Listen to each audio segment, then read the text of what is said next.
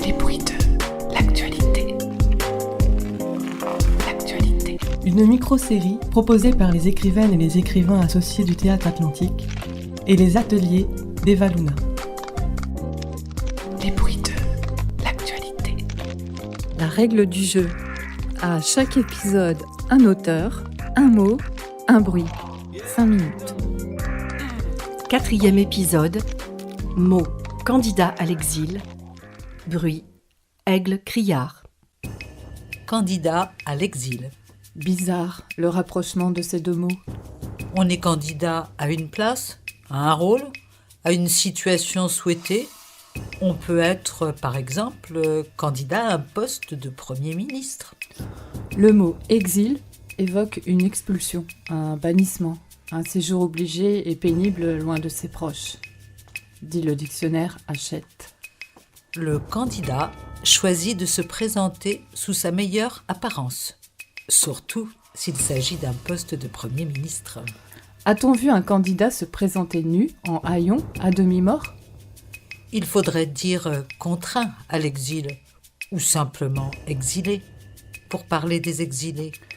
Mais alors, nous aurions l'obligation morale de les accueillir, tandis que des candidats, ça se sélectionne. Folle exil. Auteur, Joanne Corbard. Est-ce que c'est bien compris ? Tu leur expliques que tu es candidat à l'exil. Je suis candidat ? Ça passera mieux, c'est plus positif. Ça témoigne d'une démarche constructive. Une envie d'aller de l'avant. Je ne suis candidat à rien, je n'ai absolument pas choisi de quitter le pays. Je n'ai pas choisi de traverser la mer Noire, ces vagues cruelles et ces vents violents. Seulement la guerre, la famine, les pillages, les viols et les... Évite la forme négative. Je suis candidat, mon pays connaît quelques soubresauts et contingences conjoncturelles particulières qui m'ont conduit à venir.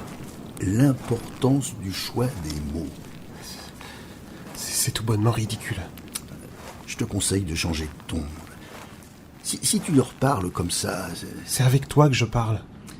Dès notre arrivée en France, tu devras te montrer ouvert, posé et positif. Avec tout le monde. Ils n'apprécient guère les candidats à l'exil trop renfrognés, trop dépouillés, trop... Trop épuisés, trop en détresse, trop africains. Nous devons leur prouver que nous sommes des candidats... Des migrants. Des candidats à l'exil qui entrent dans la catégorie des travailleurs. Je cherche juste la paix, la sécurité, un refuge. Alors, tu ne seras qu'un réfugié. Crois-moi sur parole, ils les aiment beaucoup moins. Puis d'où est-ce que tu sors de telles inepties ? Mais j'ai échangé avec d'autres partis avant nous.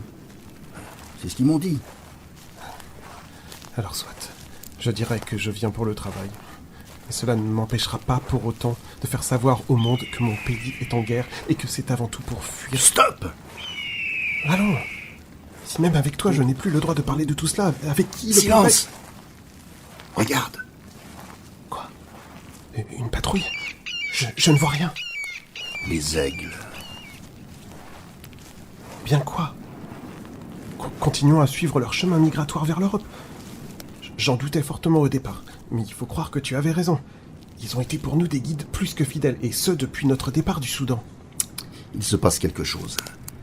Ils semblent désorientés. Peut-être cherchent-ils enfin un emplacement pour leur nidification. Impossible. Ils sont censés se reproduire bien plus au nord de l'Europe. Écoute !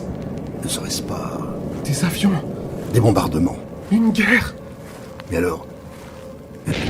Nous sommes arrivés... En enfer ! C'est pourtant en Roumanie que nous étions censés débarquer. et nous avons suivi les aigles. Ah, j'aurais mieux fait d'écouter ce passeur et avec lui prendre le chemin de la Méditerranée. Il t'aurait trahi. L'aigle criard, lui, n'a jamais trompé personne. Il est tenace. Il trace sa route d'instinct. Son cri strident couvre le bruit de nos pas. C'est pour cela, et bien plus encore, que je l'ai suivi. Et nous voilà arrivés à présent en Ukraine. Continuons à leur faire confiance et avançons. Traverser un pays en guerre, tu as définitivement perdu la tête. Quel autre choix se présente à nous ? Faire marche arrière, reprendre le bateau, chercher une autre voie. L'aigle criard vole toujours en direction de son futur. Ce n'est certainement pas avec ces paroles à la sagesse plus que douteuse que nous nous en sortirons. Je te l'ai dit, ce sont des oiseaux merveilleux, intelligents et obstinés. Ils ont été jusqu'à maintenant des guides fidèles. Tu ne manquais pas de le souligner, juste avant. Vois où cela nous a menés, d'une guerre à une autre. Et toi, observe comme ils modifient leur trajectoire. Ils savent qu'ils doivent continuer à avancer. Et comment éviter les bombardements? Ils sauront nous protéger contre les affrontements. Ceux-ci vont jusqu'en Pologne. Notre porte d'entrée vers ce qu'on nomme le vieux continent. Ce monde est tellement sombre, violent, au bord du gouffre. Comment peux-tu encore le percevoir différemment? La vision de l'aigle est la plus affûtée et la plus clairvoyante du règne animal. Enfin, réveille-toi. Nous ne sommes pas des aigles. L'as-tu déjà oublié? Tu dois bannir la forme négative. Oh, pourquoi, diable, ai-je accepté de suivre le plus démon d'entre nous? Regarde. Les aigles ont trouvé une voie. Avançons. Oh, dis le démon. À celui assez fou pour le suivre malgré tout. D'une guerre à une autre. Dis, Quoi encore? d'après toi, comment est-ce que ça se dit en ukrainien un candidat? Tais-toi. Tais-toi et écoute les aigles. Ah ouais?